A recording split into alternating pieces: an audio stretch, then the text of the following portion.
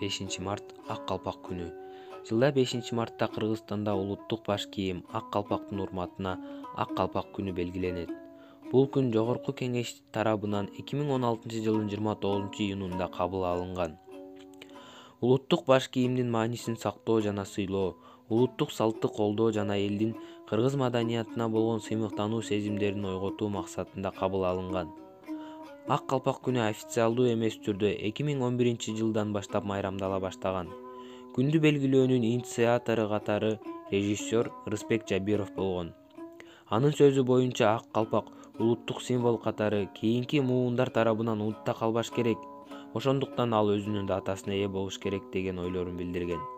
Ал эми 5 март калпак күнү баш эжекейлер чыгып, жаздын күндөрүнүн бири болуп, эң ылайыктуу күн катары кабыл алынган. Жылдан жылга майрамдык күн массалык популярдуулукка ээ болуп, 2016-жылы өзүнүн официалдуу статусун алган.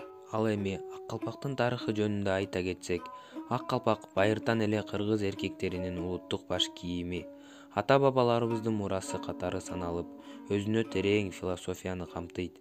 Формасы, оймо чиймелери өзгөрбөстөн муундан муунга өтүп келген. Калпак аркылуу кыргыздар адамдардын жашын, коомдогу абалын билишкен. Бүгүнкү күндө дагы бул байыркы улуттук баш кийим өлкөбүздө кеңири колдонулат. Калпакты ардактуу, кадырлуу адамдарга белекке беришет. Майрамдарга, жумушка, кыскасы кадимки турмуш тиричиликке кийишет. Ал эми Кыргызстан спортчуларынын эл аралык спорт мелдештериндеги парадтык формаларына сөзсүз түрдө калпак кирет. Ак калпак тоолордун жана тазалыктын символу. Анын формасы Кыргызстандын ак каар, көк мууз баскан тоо чокуларын элестетет. Ал эми бүгүнкү күнү Кыргызстандын тикмечилери түрдүү фасондогу калпактарды даярдашат. Майрамдык, күнүмдүк, балдарга жана каарыларга. Калпактын 80дей түрү бар деп айтышат. Алар формасы, татаалдыгы, мааниси жана ыңгайлуулугу менен айырмаланышат. Чыныгы ак калпак табигый жаңы тазаланган ак ичке кылдуу койдун жүнүнөн дайындалат. Дал ушундай жүндөн жасалган калпак кышкысын сууктан сактап, жайкысын ысыктан коргоп, жаанда суу өткөрбөйт, формасын да жоготпойт. Илгери ата-бабаларыбыз калпактын кыюусунун түсүн көрүп, кийип жүргөн адамдын жашын билишкен. Баласы бойго жете электе кыюусу жашыл калпак кийгизишкен. Ал баланын жетилип келе жаткандыгын билдирет. Ал эми бала бойго жеткенде кыюусу кызыл түстөгү калпак кийгизишет. Андай баш кийим кийген жигит кыз жандоого, өмүрлүк жар байкоого акылуу эле. Мурда кыштакка кыюусу кызыл калпак кийип келген жигитти бойдок экен же болбосо жар издеп жүргөн экен деп билишкен.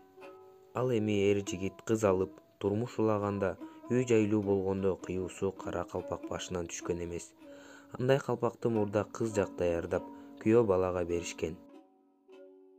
Ал эми кырсык болуп, өмүрлүк жары жашоодон өтүп кетсе, күйөөсү кара кийиз калпак кийген. Эр жигиттин кадыры көтөрүлүп, калк башында турууга күчү жетсе, мындай жигит ак калпак кийген. Калпагына карап, жигитти төргө карай өткөрүп, кээде эт тартканда, тааныбаган адамга баш кийимине жараша устукан тарткан.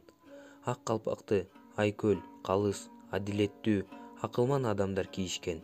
Манаптар, айылбашы, деги эле бийликте турган адамдар жөнөкөй элден айырмаланып, бакай калпак кийишкен. Ата-бабаларыбыздан кастарланып келе жаткан асыл мүлк.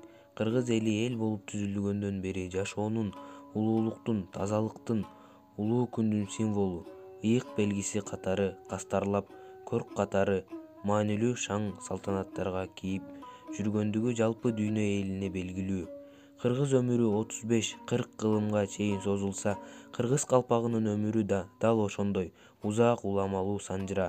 Ошондуктан кыргызымдын эр жигиттери башыбыздан ак калпагыбызды түшүрбөй кие жүрөлү.